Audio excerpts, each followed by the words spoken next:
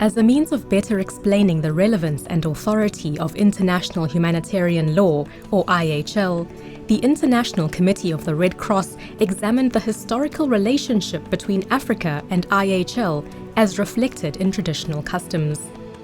The main objective of the research is to contribute to an increased understanding, acceptance, and ownership of IHL rules on the African continent by highlighting African traditional customs that correlate with obligations under IHL. The Talensi tribe in Ghana considered attacking, looting, and pillaging civilian property a violation of their dignity and a dishonorable act to be avoided. The custom reflects the principle of IHL, which states that pillage is prohibited. In Somalia, South Sudan, and the Sahel region, it was believed that attacking women, children, and the elderly brought shame to the warriors. This reflects the IHL rule that women, children, the elderly, and persons with disabilities affected by armed conflict are entitled to special respect and protection. In the Oron district in Nigeria, when the decision to go to war was made, 2 men would warn civilians of impending attack by laying a plantain leaf upon the road entering the town.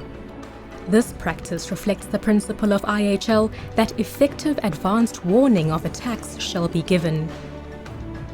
In Somalia, it was strictly forbidden to desecrate the bodies of the enemy dead or take their possessions for personal gain.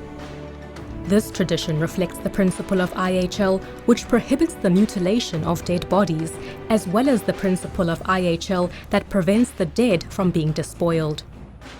Maasai warriors in Kenya wore distinctive armbands to distinguish themselves from the civilian population.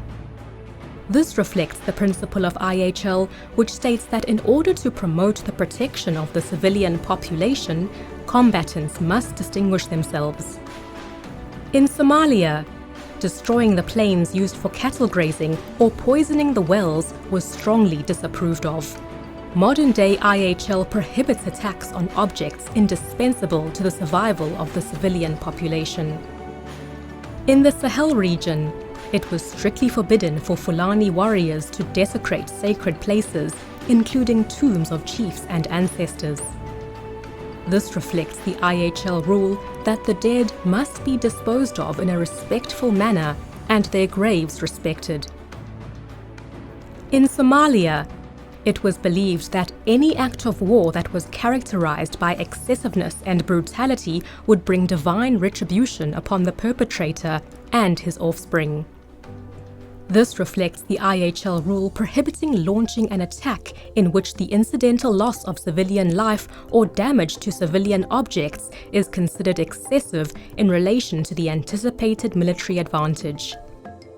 To protect vulnerable civilians, tribes in Senegal, Togo, and Ghana only fought outside the village or relocated women, children, and the elderly to a safe area during the fighting.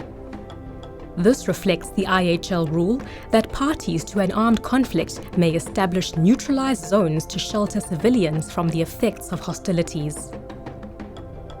Tribes in the Sahel region made messengers carry a distinctive emblem which exempted them from fighting and protected them from attacks. This reflects the IHL rule that a parlementaire, an authorized messenger, is inviolable. In Somalia, if an injured enemy warrior was captured, they would be brought back to the village and cared for. This reflects the IHL rule that whenever circumstances permit, each party to the armed conflict must immediately take all possible measures to assist and ensure the wounded, sick, and shipwrecked receive the medical care and attention required by their condition without adverse distinction. The rules contained in modern international humanitarian law are not foreign concepts to Africa, but are well reflected in African traditional customs. The International Committee of the Red Cross hopes that this research will prove valuable in encouraging greater respect for international humanitarian law, leading to a reduction of suffering during times of armed conflict.